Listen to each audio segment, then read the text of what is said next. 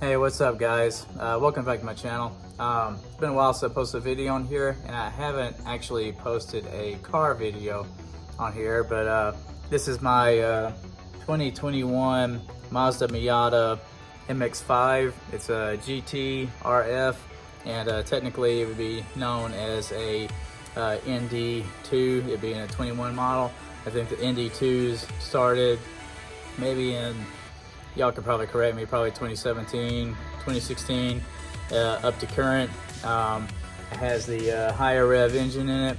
I believe it's called the Sky Active G. It's got a 7,500 RPM red line. I think the specs are 181 horses or something like that. But anyway, on these vehicles, I was thinking about putting a cold air intake on it, doing a sound tube delete on it, and I'm doing the sound tube delete, but instead of putting a cold air intake on it, I'm gonna be putting this right here in there. This is and it's made by HPS.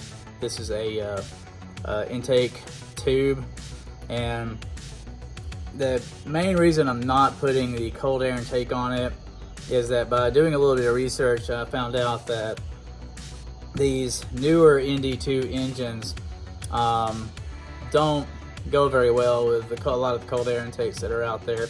Matter of fact, I saw a video where a guy put, I want to say it was a Takeda intake or something like that on his ND2, and it actually lost about 8 horsepower on a dyno.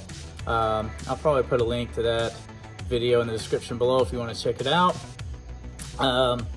So I wasn't going to get a cold air intake for it, but since I was doing the sound tube delete on it, I figured what the heck, I have a little bit of red accents that I'm been working on putting in the engine that you'll see in a little bit.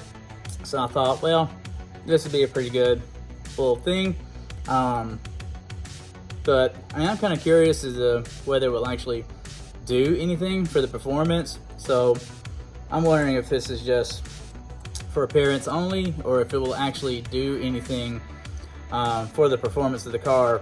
And this is the way I'm going to find this out. I'm actually going to do a run in an area about a mile long, and I'm going to the car gives average and real-time miles per gallon.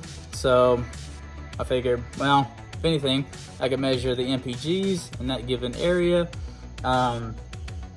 before the installation of this, install the part, go back to the same area and try to mimic all of the exact same speed and everything in that area, and see if the MPGs change or anything like that, or if there's probably no change at all. I kind of have a feeling that there's not going to be really any change at all whatsoever. The stock air boxes on these cars are really good, and usually people try to improve on that. There's not really a lot of aftermarket companies out there that have come out with something redesigned for these higher revving ND2 engines, at least not at the time of the making of this video. So this video is not going to be a tutorial on how to install this or how to do the sound tube delete. There's lots of videos out there on how to do the sound tube delete. I'm just going to cut the video, get this installed, delete the tube. I'll show you what it looks like under the hood after I get everything installed. One thing that this company claims, I think, is that it being a smooth design, the stock intake tube has ribs in it, and that it may cut down on some of the turbulence or something like that. But again, I don't know, speculation, may or may not. But what we're going to do is we'll get a baseline before I install this, see what kind of MPGs I get in real time, install it, see if the MPGs change, and we'll go from there. We'll check it out, see how it looks. Anyway, we'll get this thing on, get the sound tube deleted, and I'll see you there. Alright, I don't know how well you can see this. Trying to film a screen just doesn't work sometimes. Let me see if I can zoom in on this a little better. Let's see if that helps. Alright, we're on flat ground. It's 96 degrees. It really sucks. Got my windows rolled up and, oops, sorry about that. Windows rolled up. I had the AC off because I didn't want the compressor kicking on and off and messing this up. I got just a little over 3/4 of a tank. And it looks like we're about 63.7. We're holding steady right there. It may go up a little bit when I go to this little downhill little thing here. Still at 63/7. Holding steady, 63.7 miles per gallon. This is in the States, so everything is measured in miles per hour and in miles per gallon. I'm going 60 miles an hour. Looks like we're going up a little hill, so we're at 48.7, 39.6, and I will average this number out when we get to the milestone up here, and the next clip will be after I have the modification on there. Anyway, looks like we're at 39.6, still holding. Okay, so here's the stock intake tube. There's the sound tube. Got it taken out. Just taken out. Replace the stock intake tube with the HPS. I don't really like how that hose, that's the stock hose that came with it. I don't really like how that's angled right there. I'm probably going to replace that hose. It's just not long enough. So anyway, that's the setup right there. Let's get on the road and see what we come up with. Alright guys, this is after the installation. Let me get this thing in here. Averaging 53. Looks like we're holding steady around 53.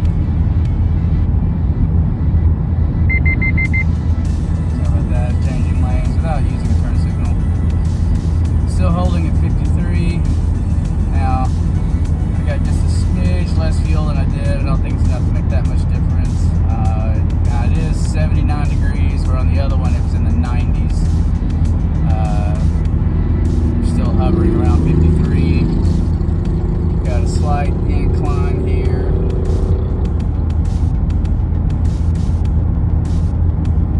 Gotta switch lanes, get around the Jeep.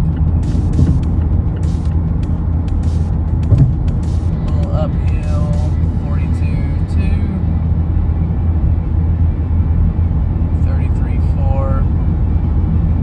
Seems like it's probably about the same. The only thing that would make any difference is the fact that it's a lot cooler right now. We're hovering around 80 degrees. I think in the last clip it was in the 90s. So anyway. Okay, I have to say I was really surprised. It was actually roughly a 20% decrease in fuel efficiency this morning. Now there was some other factors involved. The temperature wasn't as hot. When the first run, the temperature outside us was like 95 or 97. This morning it was like 72. And I also had not been driving the vehicle probably just a couple of miles on the second run. So what I'm going to do is I'm going to do a third run driving from work, capturing the same video in the same location. I think it's going to be a lot harder, more around the same temperature and things like that. So some of the factors will be a little bit closer. I may have a little less fuel in the tank. I don't think it'd be enough to make a 20% difference though in the fuel economy, and we will see what we get from that. So I'm about to do a third run. I think this will probably be a little bit closer.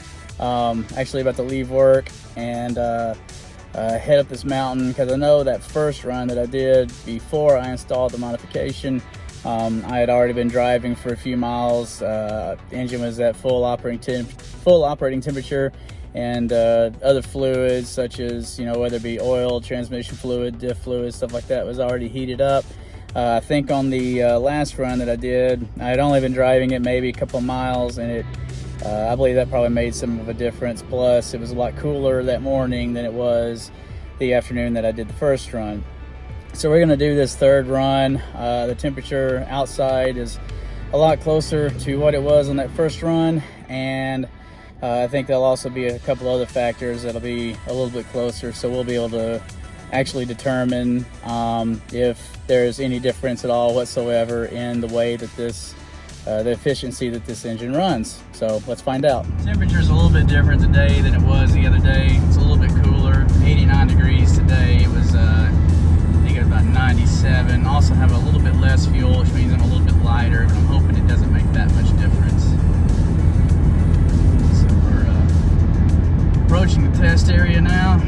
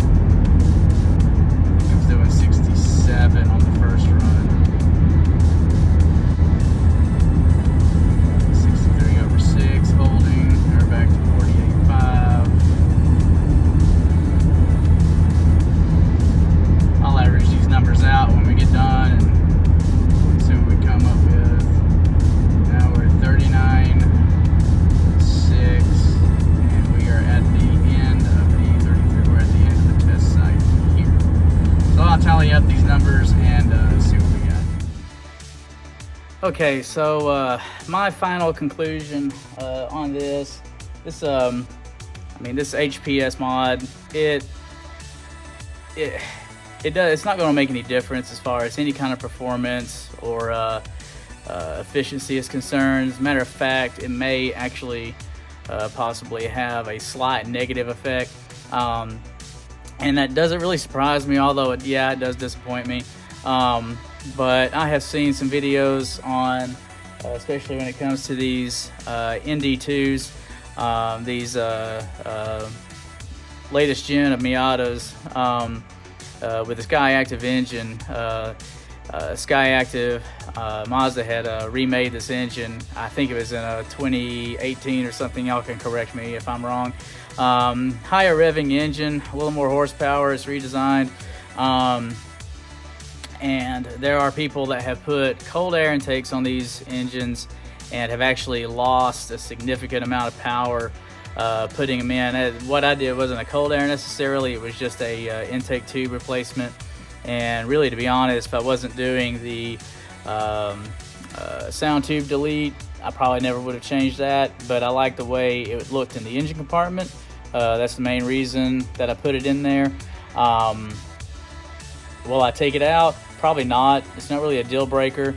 I don't think it affected it really negatively. Matter of fact, on the first run, I think I was at like 63/7, and in the last run that I just did, I was holding around 63.6.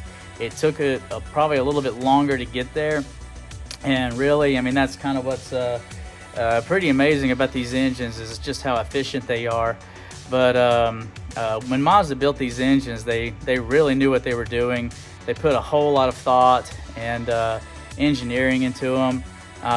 They are highly tuned, specifically down to the millimeter or micromillimeter or whatever tuned. I mean, everything from the air box to the length of the tube to the location of the MAF sensor and everything, the ignition, everything. And if you get in to these engines and you start messing around and add a bunch of stuff in there without maybe doing a tune, I know Fab 9 does a really good tune that possibly could take your modification to the next level.